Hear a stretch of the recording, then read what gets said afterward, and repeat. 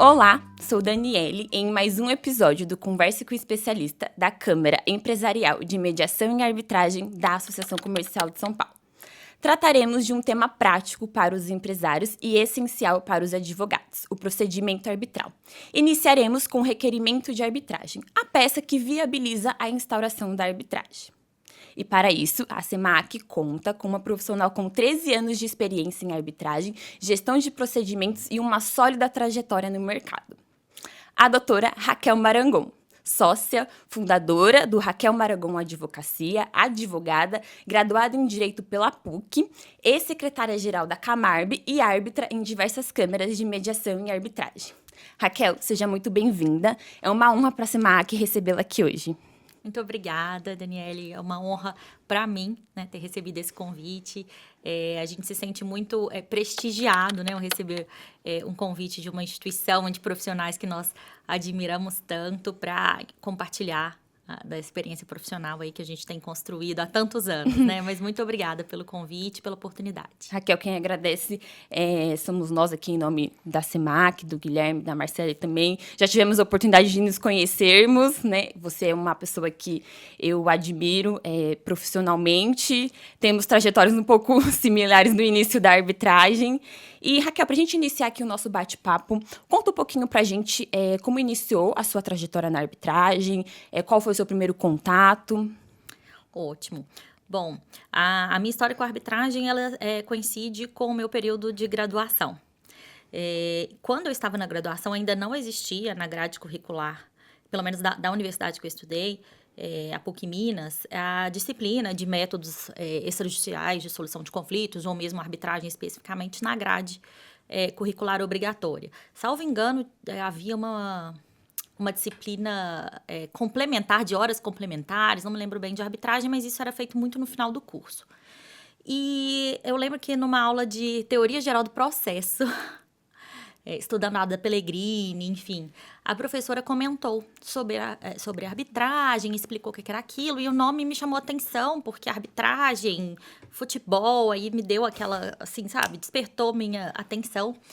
E daí em diante eu comecei a procurar conteúdos que fossem relacionados ao assunto. Eu sempre gostei muito de direito empresarial e logo depois que isso aconteceu, um professor da PUC de Direito Empresarial, que é o Leandro Renault, acredito que você conheça, ele assim, é o desbravador da arbitragem acadêmica em Minas Gerais, assim, eu gosto até de ressaltar a importância dele nesse sentido. Ele criou um grupo de estudos pioneiro lá na PUC Minas. E eu comecei a fazer parte desse grupo, né, logo no início, na graduação. Então, já comecei a estudar o tema. Um tempo depois, já gostando muito do tema, né, eu fiz um estágio em uma empresa e eu tive aí um certo contato com arbitragens, né, claro que era mais na parte de administração e acompanhamento daqueles processos, né, por escritórios externos. Mas já tive ali um contato e aí fui gostando mais, cada vez mais da arbitragem. Fiz um intercâmbio acadêmico também focado em arbitragem, fui cursar essa disciplina em Portugal. Então, já tive ali uma experiência, né, ainda que acadêmica, com arbitragem internacional. E retornando ao Brasil, já no final da graduação, eu iniciei um estágio em arbitragem, tanto em escritório, tive algumas experiências, né, em arbitragens como advogada, como estagiária, né, em escritório.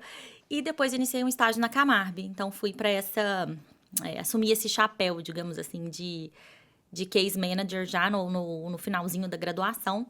E daí, me firmei, né? Me firmei nessa função, né, de administrativa, de gestão de procedimentos. Trabalhei com isso durante muitos anos, né? Iniciei na Camarb, eu digo que a Camarb foi uma grande escola para mim, né? Iniciei como estagiária, depois trabalhei como case manager há alguns anos, me mudei, né, até de cidade, vim para São Paulo, trabalhei no Câncer CBC, que à época já era, né, a instituição maior e líder na América Latina. Então, também foi uma excelente escola para mim. E depois retornei à Camarb, né, aí já no cargo já mais de gestão, como secretária-geral adjunta, depois passei a ser secretária-geral.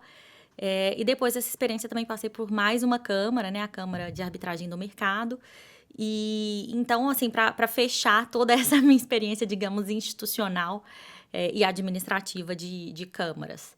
Então, essa é a trajetória que eu construí, né, digamos, com essa frente, né, de administrar procedimentos. Eu gosto de frisar essa nomenclatura porque ela é diferente, né? E a Sim. gente que divide essa trajetória profissional, né? Sim. Dani, eu acho que é importante a gente sempre ressaltar, né? Qual que é o nosso papel e por que esse papel é tão importante. Eu falo nosso porque eu me sinto parte até hoje, né?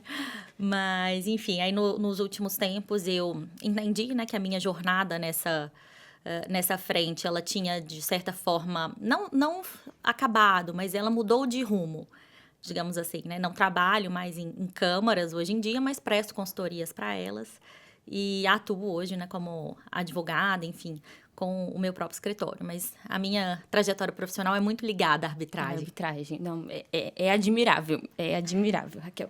E Raquel, para a gente adentrar aqui um pouco dentro do nosso tema, explica um pouco para o público que acompanha a SEMAC quais são as fases do procedimento arbitral. É importante delimitar quais são as fases do procedimento arbitral, considerando a importância do trabalho que eu já iniciei falando aqui, comentando da minha trajetória profissional, que é o trabalho da Secretaria da Câmara, né, representada aqui hoje por você, no caso da SEMAC. O procedimento arbitral ele é dividido em duas fases, a fase administrativa e uma fase jurisdicional.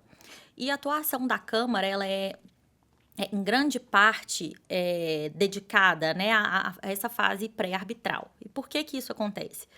Porque durante essa fase ainda não existe um julgador, que no caso é o árbitro, né? Então, quem faz, às vezes, de dar impulso ao procedimento arbitral é a própria Secretaria da Câmara, né? Na sua experiência também, você tem toda propriedade, inclusive, para fazer comentários aqui enquanto eu estiver falando. Perfeito. Mas, então, são essas duas fases, né? A Câmara atua do início ao fim, mas nessa fase administrativa existe um impulso maior, porque é a Câmara que vai abrir prazos, né? Ela que vai notificar as partes para cumprirem todas as etapas, tanto previstas no regulamento, quanto previstas ali na convenção de arbitragem. Então, são essas duas fases, e a jurisdicional é a que, de fato, é a fase processual, em que vai haver a postulação, a instrução e a decisão dos árbitros, aí utilizando uma linguagem mais do processo civil.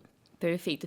Raquel, uma coisa que eu costumo falar bastante para os advogados, assistentes estagiários que contatam a SEMAC, e que às vezes é o primeiro procedimento de arbitragem, eu gosto de frisar bastante que a Câmara é um órgão administrativo. A gente cuida de questões administrativa e operacional referente ao procedimento.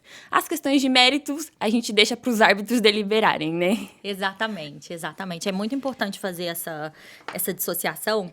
E na minha experiência profissional, e acredito que na sua também você passe, né, muito por isso, e eu já passei por diversos casos, assim, que de fato os advogados que não tinham muita prática com o procedimento arbitral, porque ele é muito particular, né, ele é muito particular.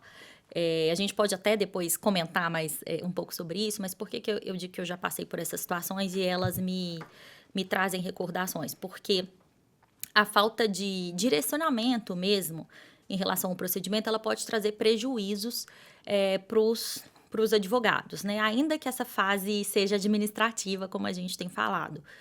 Isso porque existem algumas particularidades do procedimento arbitral que não existem no processo civil, né? Então, é importante ressaltar esse papel da Câmara, porque muitas vezes, né, eu lembro que, assim, quantos contatos eu e colegas das câmaras já recebemos, né, dos advogados, às vezes querendo saber quando que a Câmara ia decidir alguma situação, algum argumento, né, alguma alegação de mérito ali na fase administrativa, né? E a competência da Câmara, ela é mesmo regimental e regulamentar, né? E no regulamento, como a gente já falou aqui anteriormente, ele disciplina normas procedimentais e a fase jurisdicional, uma segunda fase em que há o árbitro, né? Que é o juiz da causa que vai julgar. Então, é muito importante, assim, delimitar bem esse papel da Câmara, né? Ela dá impulso às normas regulamentares, né? Enfim, cuida de todos os princípios. Isso é muito importante ressaltar também, né, Dani? Assim, que a Câmara, ela tem que, tanto nessa fase administrativa quanto na jurisdicional, ela dá suporte para o árbitro para isso, mas na fase administrativa isso está nas mãos dela, né? Porque é só a Câmara que que existe, né, nesse papel até então. Mas ela precisa se atentar aos princípios constitucionais, né, do processo para garantir a efetividade, a eficiência, a eficácia e a validade mesmo da formação do tribunal arbitral. Mas isso não se confunde com o mérito da discussão que vai ser tratado posteriormente. Sim, com certeza. E, Raquel, o requerimento de arbitragem, ele é a peça que dá o pontapé inicial no procedimento e que organiza ali a arbitragem. E dentro dessa peça tem alguns requisitos que geralmente nos regulamentos das câmaras são estabelecidos para a parte que pretende instaurar uma arbitragem cumprir. E conta um pouquinho para a gente o que você acha desses requisitos e em relação também à indicação de árbitros. Perfeito. O requerimento de arbitragem, ou solicitação de arbitragem, né, existem algumas nomenclaturas a depender dos regulamentos das câmaras. Ele é um documento, né, inicial em que a parte requerente, né, aquela que tem interesse em iniciar a arbitragem, apresenta requisitos e informações, eu digo que mínimas para a instauração do procedimento, para que aquele caso receba um número. E, consequentemente, para que aquela arbitragem, aquele caso que recebeu um número, ele seja levado ao conhecimento da parte ou das partes contrárias. Então, são requisitos mínimos mesmo existentes para que a própria secretaria, nessa fase administrativa, consiga tomar as providências para notificação da parte demandada, né, do requerido, enfim. Então, são os nomes das partes, as qualificações, né, tanto das empresas quanto das pessoas físicas, se esse for o caso, né, de serem partes pessoas físicas, dos advogados que representam, no caso, né, o requerente, o endereço completo da parte requerida, né, para que seja possível promover essa notificação sobre a instauração do procedimento, a indicação do surgimento dessa arbitragem, né, se essa arbitragem veio de uma cláusula compromissória, ou se ela veio de um compromisso arbitral, enfim, de onde veio a eleição mesmo dessa via para dirimir aquela disputa. Uma breve síntese do litígio, que é algo que as câmaras esbarram muito, né? Assim, numa situação um pouco delicada, né? No seguinte sentido.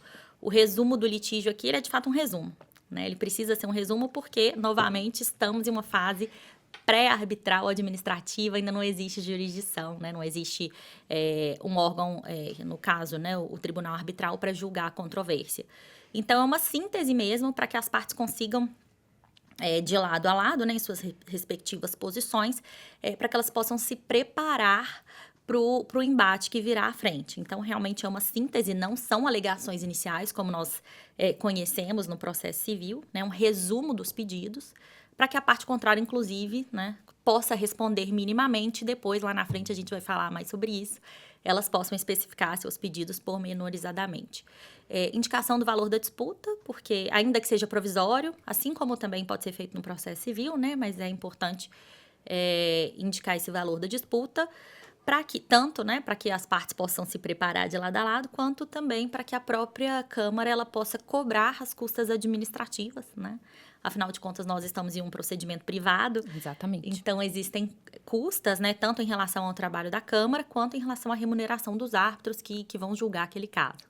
Então, precisa ter uma indicação, ainda que provisória, do valor da disputa. Em relação aos árbitros, né, que você também trouxe esse questionamento, é importante que no requerimento de arbitragem já venha a indicação, né, do número de árbitros que irão atuar naquele caso, né, o número ele precisa ser ímpar, né, o mais comum aqui no Brasil nas arbitragens empresariais é que eles ocorram com um árbitro, né, ou com 3, e aí a gente chama de tribunal arbitral, que é a nomenclatura uníssona, digamos, para essas composições. É importante que venha indicado no requerimento de arbitragem. Indicado com base em quê?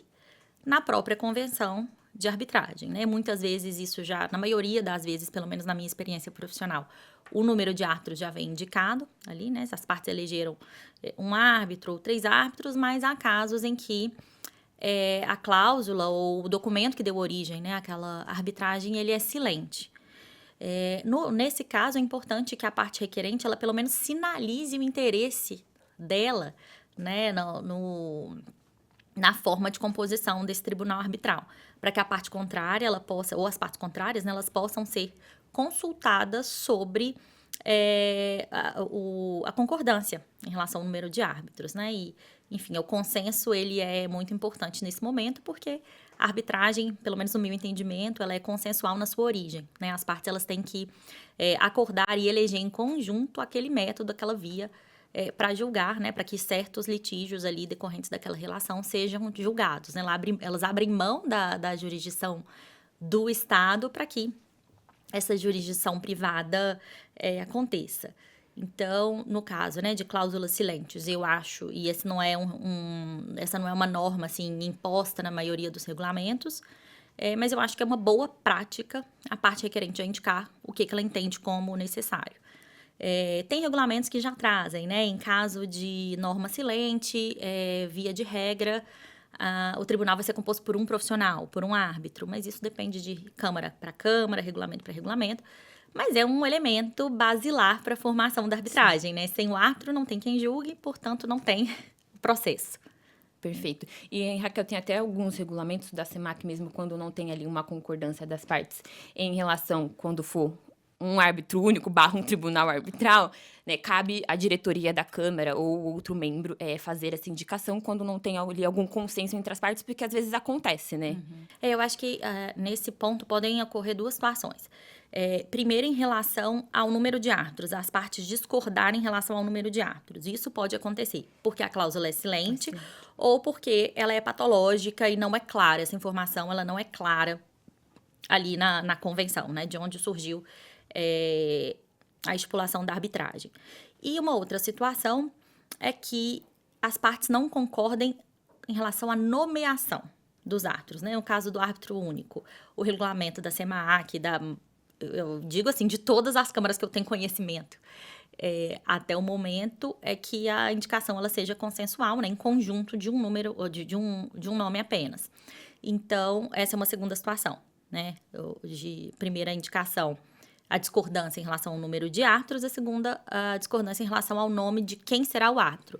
Isso pode acontecer no caso de árbitro único, que a gente mencionou, quanto também de um tribunal trino, e aí existem diversas situações que isso pode acontecer, né? Em arbitragem multipartes, ou então, né, em relação a cada polo ali, e as partes, né, de um mesmo polo, elas podem discordar em relação ao nome do profissional, isso, enfim, vai para a competência da própria diretoria, da própria gestão, né, da Câmara decidir, quanto o nome também do presidente do tribunal arbitral, se os dois coárbitros ali não entram em consenso, ou se as partes têm que indicar também em conjunto um terceiro nome. Então, assim, dentro dessas duas problemáticas que eu enxergo da sua pergunta, e tem várias variáveis.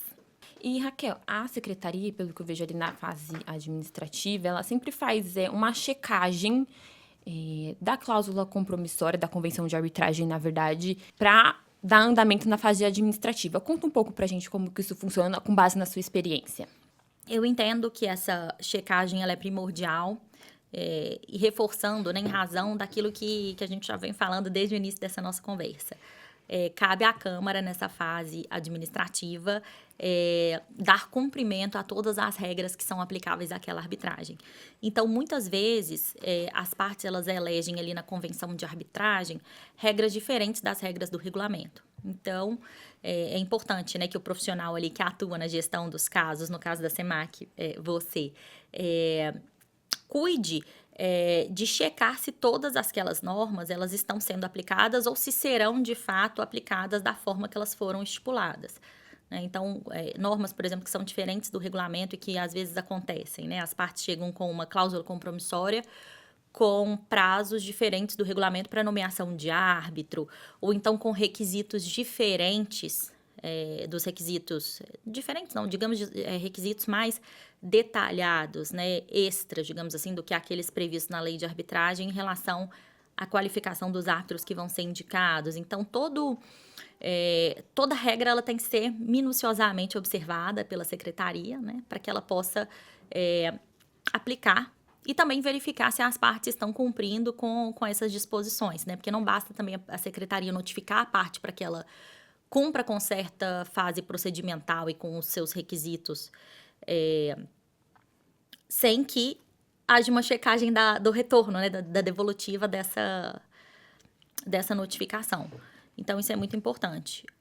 E algo que a gente vê, assim, com uma certa frequência, né? Principalmente em relação à qualificação de árbitros, é o que eu via mais, assim, nesses últimos anos de atuação na linha de frente das arbitragens. Dentro ali, das previsões nos regulamentos das instituições arbitrais, no geral, inclusive da SEMAC, tem ali uma questão da decisão prima facie. Eu queria que você explicasse um pouco o que é essa decisão prima facie e essa análise dessa decisão prima facie pela instituição arbitral, né, pela Câmara, é suficiente para dar início à arbitragem? Bom, essa pergunta a gente poderia falar muito tempo sobre ela, porque é de fato assim um ponto muito recorrente nas arbitragens comerciais, né? Porque de fato existem várias questões que podem ser discutidas em relação a essas decisões preliminares, né, prima facie nas arbitragens. A maioria dos regulamentos que eu conheço, né, e aqui eu posso mencionar o da casa, eles prevêem que situações preliminares, né, relacionadas à própria instauração, instituição da arbitragem, sejam dirimidas por algum órgão até que se tenha, de fato, o tribunal arbitral, que, repetindo, vai ser o órgão, né, jurisdicional que vai julgar a demanda. Mas até que haja ali, né, essa formação do tribunal arbitral, essas questões que eventualmente podem surgir, né, que a gente sabe que surgem bastante, elas precisam ser dirimidas por algum órgão, né, e esse órgão vai ser o órgão administrativo, né, que são as diretorias, ou então colegiados, né, de conselheiros, enfim, das câmaras, aí varia, né, da natureza de cada instituição, mas são esses órgãos que decidem esses assuntos específicos nessa fase preliminar. E por que eu falo que são assuntos específicos? Até remetendo a um outro comentário que nós fizemos anteriormente, né? Que não existe julgamento do mérito, né? Nada em relação ao mérito nesse primeiro momento. Então, são questões relacionadas à própria instauração, né, instituição da arbitragem. Aí eu cito como exemplo, até para ficar mais clara essa explicação, em relação ao número de árbitros, em relação à existência da própria convenção de arbitragem, porque às vezes as partes podem discordar, né, se a via da arbitragem ela foi de fato eleita para dirimir aquele conflito em específico, né? Então, são situações relacionadas à validade, à eficácia e à própria existência, né, da convenção de arbitragem. Então, esses são exemplos que me vêm aqui à memória e também, até falando, né, me recordo também de alguns casos em que existem alguns questionamentos das partes sobre a natureza da cláusula, né? Se aquela cláusula compromissória arbitral ela tem alguma etapa preliminar que, digamos, que as partes previram que deveria acontecer antes da arbitragem, um outro procedimento, né, para tentar dirimir ali aquele conflito ou parte dele, como, por exemplo, numa mediação ou num dispute board. Então, já vi também discussões sobre isso, né, se o não cumprimento dessa etapa anterior à arbitragem traria algum obstáculo para a instauração da própria arbitragem. Então, eu acho que esses são os temas mais recorrentes. Interessante esse último ponto que você colocou. Ainda não vivenciei na prática. Ah, mas irá. Pode ter certeza. Raquel, na sua fala inicial, você trouxe a questão das custas da arbitragem. E eu queria que você falasse um pouco da importância dessas custas e o que acontece caso alguma das partes não cumprem com o recolhimento dessas custas. Essa pergunta sobre as custas ela é importante porque esse ponto também é muito recorrente na fase administrativa das arbitragens, né? Então, a Câmara ela lida muito com esse tipo de situação. E é importante ressaltar, principalmente aqui para esse público, né, que é usuário da arbitragem aqui na SEMAC, porque em muitos casos que eu já vivenciei, o próprio empresário, né, representando ali a parte, no momento que aquela arbitragem é apresentada, ele não tinha conhecimento do custo, do quanto aquele procedimento ia custar, né? E essa é uma questão muito, muito delicada, muito sensível, né? Porque ela atinge ali diretamente o acesso à própria jurisdição. Então, já vivi inúmeros casos em que a parte, né, requerente apresenta ali o requerimento de arbitragem. Quando ela é notificada a recolher essas custas, ela se assusta. Fala, poxa, mas eu não sabia que era isso tudo, eu não tenho condição de arcar, eu estou numa situação aqui, estou beirando, por exemplo, a recuperação judicial e eu dependo desse crédito que eu estou requerendo aqui na arbitragem para continuar com o meu negócio, eu não tenho como pagar. Enfim, por que eu acho que esse ponto é muito importante? Porque eleger a via da arbitragem não é só eleger um método, é eleger todo um sistema, né? E esse sistema, ele contempla, né, a questão das custas. Por quê? Porque tanto a Câmara, ela precisa ser remunerada, né? Ela tem todo o seu corpo ali de funcionários, de colaboradores para remunerar a própria estrutura dela, né? Estrutura física, estrutura de sistema, que é o caso da SEMAC, né? Que tem um sistema de gestão processual. Então, tem esses custos, digamos, institucionais. E o custo também em relação ao próprio trabalho do árbitro, né? Que é um procedimento privado, portanto, o profissional ele presta um serviço que é remunerado. E diferentemente do processo estatal, em que as custas, né, elas são muito menores, né? No caso da arbitragem, existem custas mais significativas porque remunera-se diretamente o serviço do árbitro e o serviço da Câmara. E também, na arbitragem, diferentemente do processo estatal, não existe a figura da justiça gratuita, né? Que existe na jurisdição estatal. Então, esse é um outro ponto que as câmaras acabam esbarrando muito nisso, né? E por que eu ressalto essa questão da justiça gratuita?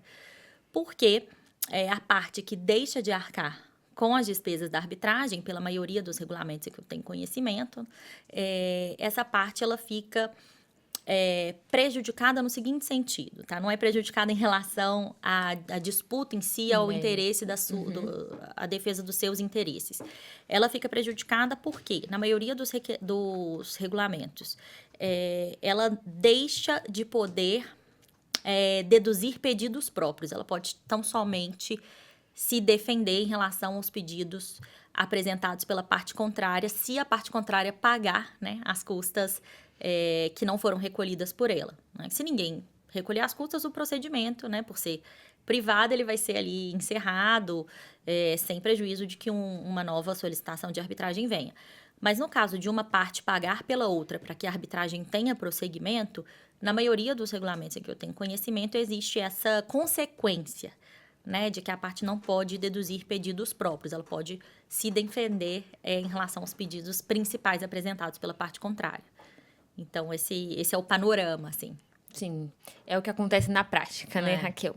E, Raquel, após a constituição do Tribunal Arbitral, tem-se um documento que, ao meu ver, é extremamente relevante e importante dentro do procedimento de arbitragem, que delimita ali as regras, o cronograma, entre aspas, processual da arbitragem, que é o termo de arbitragem. Conta um pouco pra gente sobre esse documento.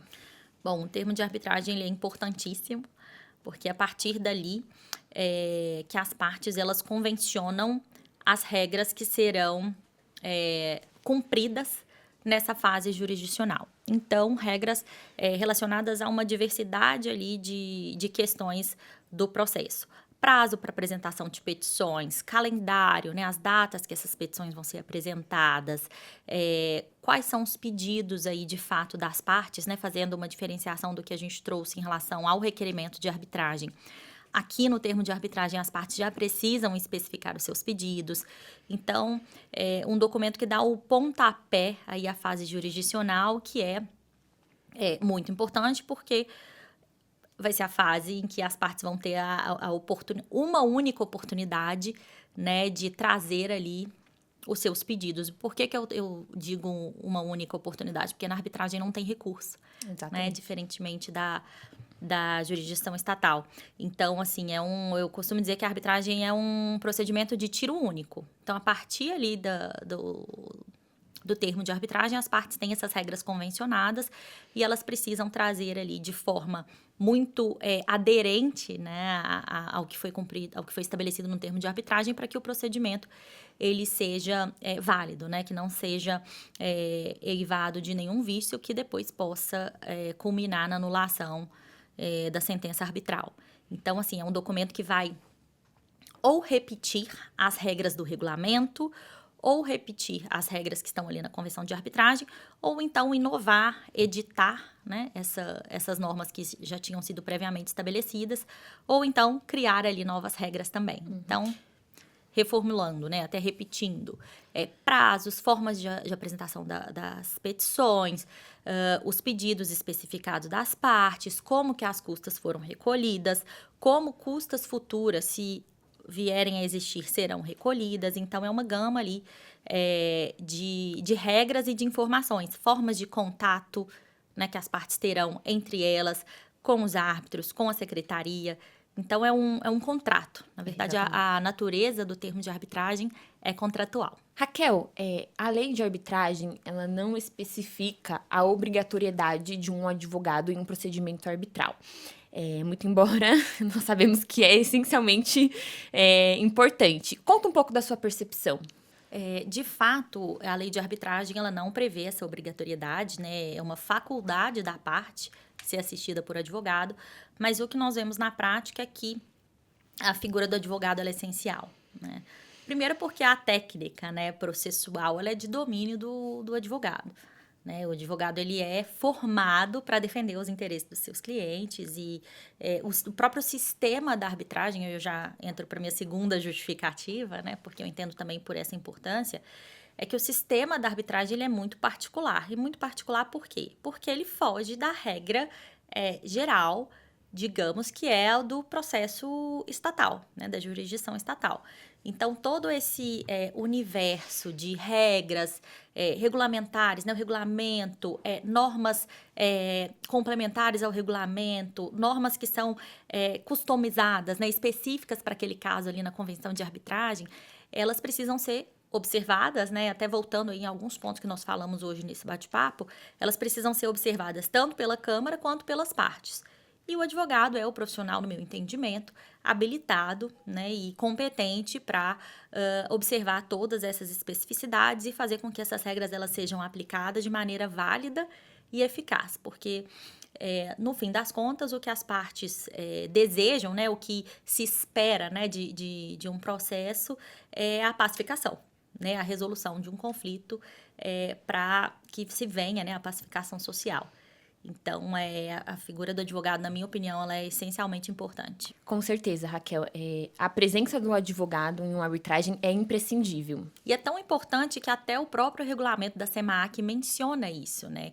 Ele, na própria linha da lei, ele não reconhece, né, a obrigatoriedade, mas aqui no artigo 36, parágrafo único, ele diz que a SEMAC sugere e aconselha que a representação das partes se dê através de advogados de sua respectiva confiança. Ou seja, a própria instituição de arbitragem reconhecendo que, de fato, a figura do advogado é importante para que o processo de arbitragem ele venha, de fato, a representar os interesses das partes em litígio. E, Raquel, já encaminhando aqui, infelizmente, para o encerramento da nossa conversa, na sua visão, em relação aos principais desafios que os advogados iniciantes na arbitragem enfrentam, o que é, e como eles podem se preparar para uma arbitragem? Essa pergunta ela é interessante porque a vivência em Câmara, ela nos traz uma bagagem mesmo de cases, né, de situações vividas em relação a advogados que não têm muita prática em arbitragem. Então, em relação à sua primeira pergunta, o que deve ser observado, né, como importante, é que se conheça muito bem o sistema e que o advogado estude o regulamento, o arcabouço normativo, na verdade, daquela instituição. Né? E uma outra questão muito importante, e aí ela tem muita ligação com o seu papel, é de que os advogados também se sintam, na verdade, confortáveis e sintam confiança na instituição que elas escolheram, né, que as partes escolheram, para contatar a secretaria para tirar eventuais dúvidas a respeito desse regulamento, de todo esse arcabouço normativo, porque ninguém melhor do que a própria instituição para esclarecer essas dúvidas, né? Então, às vezes, antes de cumprir um prazo, de tomar alguma decisão ali estratégica nessa fase administrativa, que contate a secretaria para esclarecer eventual dúvida. A secretaria vai saber esclarecer essa dúvida dentro dos limites de atuação dela, né? Claro que a secretaria não vai adiantar nenhum posicionamento meritório, nem nada disso, mas é importante ter um bom canal de comunicação, né? E pelo menos na minha experiência profissional, isso sempre funcionou muito bem, né? Nas arbitragens em que os envolvidos têm um bom diálogo, a arbitragem ela flui muito bem, né? Essas pequenas dúvidas, esses pequenos contratempos também que acontecem em relação, por exemplo, ao cumprimento de prazo. Até que horas eu posso cumprir determinado prazo na fase administrativa? E até 23h59, como que é? Enfim, eu preciso apresentar a petição impressa, faço por sistema, enfim. Essas questões, elas sendo conversadas, elas são facilmente resolvidas e evitam problemas, né, futuros. Problemas tanto simples quanto problemas mais graves que podem até culminar na invalidade mesmo do procedimento arbitral. Raquel, realmente essas ponderações que você colocou são extremamente importantes, porque eu vejo que o papel da secretaria é muito importante e eu também vejo que tem uma responsabilidade muito grande na condução ali administrativa do procedimento, porque a secretaria ela tem ali um contato direto com os advogados na parte administrativa, com os árbitros, com os peritos, com os assistentes técnicos. Então, realmente, é importante a secretaria, por meio da instituição arbitral, ter esse contato com os advogados. Eu concordo. Acho que os atores, né, da arbitragem, eles precisam se sentir seguros com a instituição que foi escolhida pelas partes, né? Porque, no fim das contas, é tudo baseado na confiança. As partes elegeram aquela instituição porque elas confiam naquele regulamento, porque elas confiam naquele corpo técnico, elas confiam na lista de árbitros que aquela instituição dispõe. Então, é muito importante, assim, as partes confiarem nessas pessoas aí, no seu caso, que trazem a cara, né, da instituição. E, Raquel, até me veio uma pergunta aqui que não está no script. Um conselho que você daria, uma dica para quem pretende ou quer seguir carreira na arbitragem? Eu acredito que a especialização dos interessados em arbitragem, tanto dos profissionais, dos advogados, quanto os profissionais em formação, né, dos estudantes, é através do estudo. Tanto através de iniciativas simples, né, como grupos de estudos nas faculdades, quanto a participação em eventos. Hoje existem inúmeros eventos promovidos pelas câmaras. A SEMAC, por exemplo, tem seu seminário anual e tem tantas câmaras hoje no Brasil que promovem eventos até virtuais. Então, pessoas aí que estão em outras localidades, né, do Brasil, que não estão aqui em São Paulo, que concentram o maior número dessas câmaras, né, têm a oportunidade de participar de eventos muito interessantes, que discutem não só a teoria da arbitragem, que a teoria da arbitragem ela pode ser consumida através de livros, né? Mas temas atuais a respeito da própria teoria geral da arbitragem, eles são muitas vezes trabalhados, discutidos nesses eventos, essas questões práticas, enfim. Então, acho muito importante estudar, participar desses eventos, estudar através de fontes boas, né, de conhecimento, de bons livros, de autores renomados, reconhecidos, tanto em relação à teoria geral da arbitragem, como em relação também à arbitragem setorizada.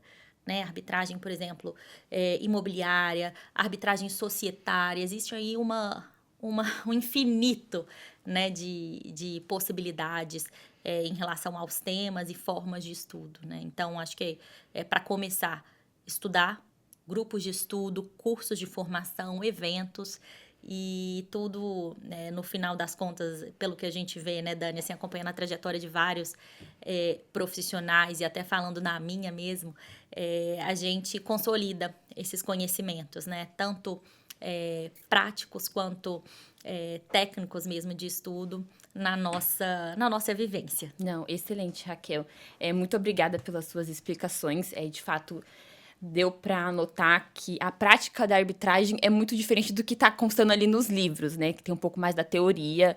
Então, tenho certeza que vai ser de grande ajuda para os advogados e empresários que acompanham a SEMAC. Muito obrigada. Eu que agradeço, reforço o agradecimento ao convite, a todo corpo da SEMAC, agradeço a confiança e fico à disposição para a gente sempre conversar a respeito. Com certeza. E esse foi o vídeo. Se você gostou, curte, comente e compartilhe. Não deixe de acompanhar a SEMAC nas redes sociais. Até a próxima!